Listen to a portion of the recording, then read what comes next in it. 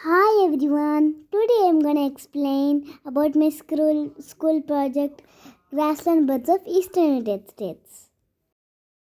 I did this project with the help of a cardboard box, small plastic trees, and printout of birds and clay materials.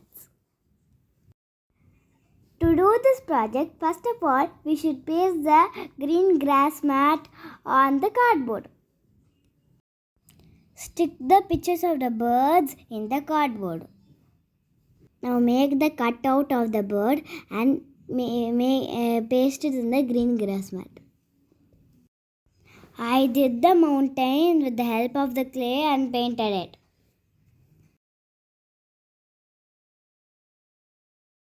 This is the eastern meadowlark. It has a yellow belly and a V-shaped chest. It is a dicky cell. It has a colorful body. It's the northern vervet. It has brown and white stripes. This is upland sandpiper. Northern harrier. Grasshopper sparrow. It's a small sparrow. Henslow sparrow. Bobolink. These are the few birds of Grassland, Eastern United States.